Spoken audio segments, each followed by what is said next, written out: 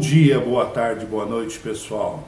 César Fittipaldi aqui, do blog cesarfittipaldi.blogspot.com, do canal no YouTube, César Fittipaldi, das redes sociais e tamo por aí.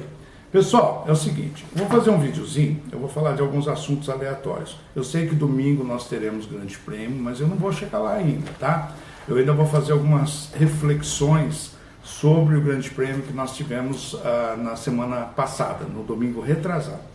Bom, em primeiro lugar, saiu uma notícia aí que Interlagos renovou, felizmente, por mais 5 anos com a FIA, né, com a Liberty Media, para sediar o Grande Prêmio do Brasil de Fórmula 1 a partir de 2021. Este ano, infelizmente, nós não tivemos a corrida devido à pandemia. Isso é uma notícia ótima, porque na real, Interlagos é a única pista brasileira que tem condições de sediar uma corrida de Fórmula 1. Falou-se muito de um suposto autódromo no Rio de Janeiro, e cada vez que eu lia sobre isso me dava uma raiva profunda, porque as mesmas pessoas que tramaram criminosamente para derrubar Jacarepaguá, que era uma pista muito decente, com tradição, que sediou corridas de Fórmula Indy, de moto velocidade, de Fórmula 1, para construir aquele complexo olímpico superfaturado que está lá apodrecendo, agora vem falar em construir um autódromo em Deodoro, onde é uma área de preservação ambiental. Bom, é melhor eu nem falar muito sobre esse assunto, que me irrita profundamente. É óbvio que tem muitos interesses imobiliários, interesses financeiros, interesses escusos por trás disso, mas parece que é um capítulo que já foi encerrado, e nós vamos torcer para que as próximas etapas em Interlagos sejam tão emocionantes como tem sido. Outra coisa, encerrou-se a parceria histórica do Valentino Rossi com a Yamaha na MotoGP. Vamos ver agora os próximos desdobramentos. MotoGP que teve um novo campeão esse ano, que é o Joan Mir, aquele espanhol, né? Muitos dizem que em função da não presença do Marc Marquez, e é claro, Marc Marquez é ombros acima da concorrência, mas não foi o Mir que planejou o acidente do Marquez, que foi teimoso, reincidente, que não se cuidou devidamente e acabou tendo que se afastar a temporada inteira. Que ele aprenda a lição, né? O Massa, Felipe Massa, parece que vai correr o ano que vem na Stock Car. A Stock Car tem tido boas corridas, tá? Eu até estou devendo uma análise um pouquinho mais profunda sobre a categoria. Está muito profissional, tem tido corridas de excelente disputas. E o que eu achei bem interessante, parece, ainda não vi confirmação, que a Band vai transmitir a Stock Cars a partir do ano que vem. A Band é um canal mais voltado para os esportes, pelo menos historicamente era, na época do saudoso Luciano do Vale.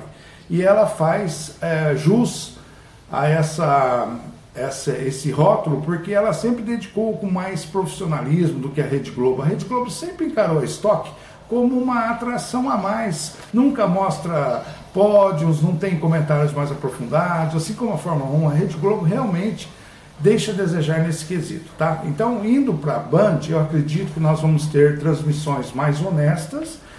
Com certeza o interesse do público vai crescer, é uma categoria top, ela vai ter mais um piloto que passagem brilhante pela Fórmula 1, que é o Felipe Massa. Afinal de contas, ele foi vice-campeão mundial, ganhou 11 grandes prêmios, então não é um piloto qualquer. Então tudo aponta para que a Stock Car continue a crescer. Barrichello e Reginaldo Leme no Batendo Rodas. Que programa gostoso de ver, gente. O Rubinho é a simplicidade em pessoa, ele é até uma certa forma ingênuo. E as análises que ele faz dos pilotos, das corridas, as passagens que ele conta são muito interessantes. Se tiverem oportunidade, no canal do Reginaldo Leme, Automotor, se eu não me engano, toda segunda-feira eles têm um chamando Batendo Roda. É uma troca de impressões, etc. Eu tenho assistido e tem sido muito legal. Agora o assunto principal desse vídeo.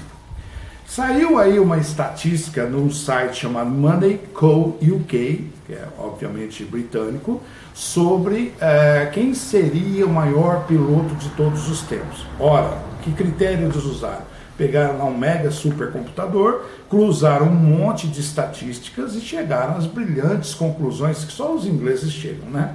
Eu venho afirmando há muito tempo que é muito difícil você mensurar competência, sucesso, só pelos números, porque existe uma série de circunstâncias envolvidas. Vamos pensar nos anos 60, nos anos 70, que eu acompanhei com maior proximidade, nos anos 80, que eu acompanhei muitas vezes até presencialmente, onde as quebras eram constantes, quebras de motores, quebra de câmbio, elementos que se rompiam, erros de pilotagem, não havia telemetria tão apurada, a introdução dos motores turbo na final da década de 70, primeiro com a pioneira Renault, depois com a Ferrari, a BMW, e os motores eram a Porsche com a etiqueta da TAG na McLaren, do Nick Lauda, Alan Prost.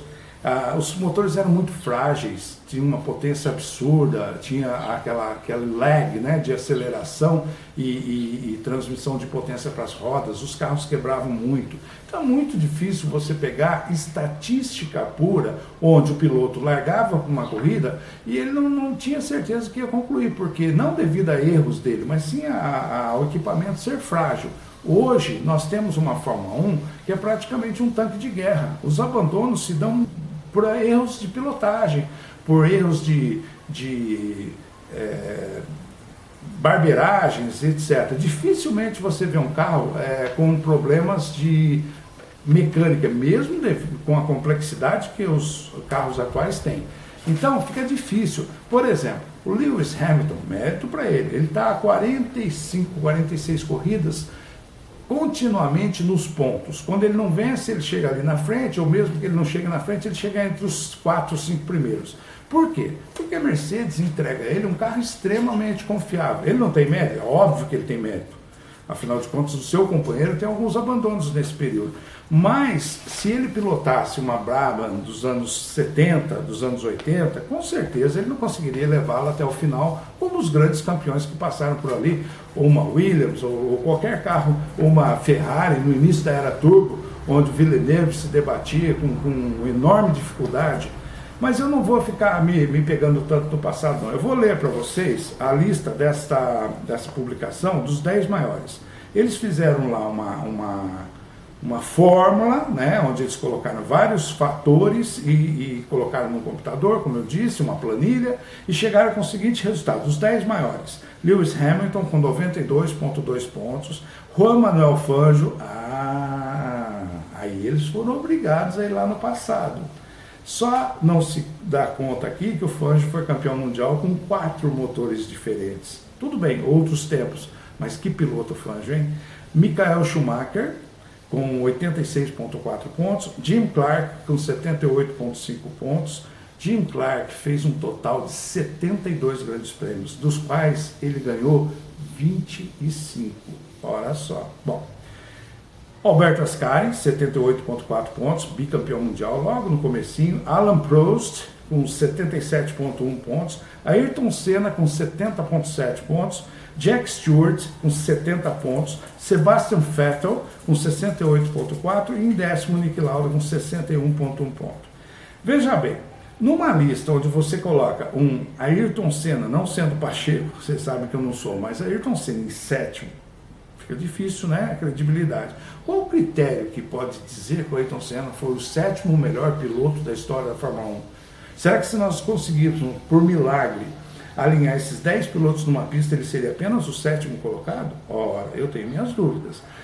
Eu tenho um conto, um projeto, uma crônica, sei lá, que está lá atrás no meu blog, e fala uma corrida no céu. Aliás, estou para terminar isso aí, porque, como sempre, eu começo as coisas e muitas vezes não termino.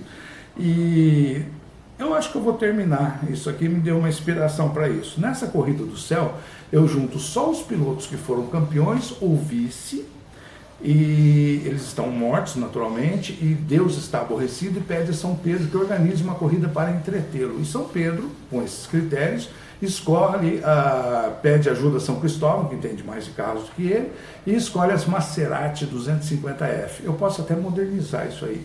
E chama os pilotos, né, para participar. Alguns que não foram campeões ficam todos ansiosos, mas acabam ajudando na cronometragem. Era divertido. Eu vou terminar isso aí, vou republicar isso. Bom, Além do Senna, de brasileiro, como 7º melhor piloto de todos os tempos, a lista com 50 pilotos tem Nelson Piquet em 14º, Emerson Fittipaldi em 23º e Fernando Alonso, que não é brasileiro, mas é quase, na 24ª. Ora, é questionável. Eu não vou discutir critérios estatísticos, porque não cabe a mim. Mas dos pilotos que eu vi pilotar, Hamilton realmente é um fenômeno. Eu não diria que ele fosse o melhor não, hein? Olha, eu vou ter que dar o braço a torcer e eu vou ter que lembrar as corridas que eu presenciei do Ayrton Senna. Ele entrou numa Fórmula 1 numa época diferente, com um carro frágil, que não era um carro de top, que era a Toleman.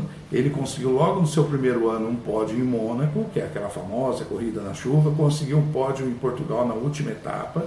No ano seguinte ele foi para uma Lotus que já estava decadente, tinha um companheiro de equipe muito forte, que era o Hélio de Angelis, fez, se eu não me engano, 9 pole positions, ganhou 2 corridas naquele primeiro ano, a memorável vitória em Portugal, embaixo de um dilúvio, ganhou em Spa. Depois, quando ele foi para a McLaren, sim, era o melhor carro, mas ele tinha ninguém nada mais, nada menos que o Alan Prost como companheiro de equipe, e ele foi tricampeão mundial. Então, fica difícil a gente fazer essa questão do achismo, mas o nosso amigo Hamilton pegou uma McLaren, estava no topo, no auge, depois foi para uma Mercedes. Quando a Mercedes não estava com o melhor carro, ele fez temporadas medianas. Quando ela acertou esse motor híbrido, sim, hoje não tem concorrência, então é muito complicado. Dos outros pilotos, eu não vou fazer considerações aqui, porque senão o vídeo ficaria muito longo, mas eu fico tentado a fazer sim.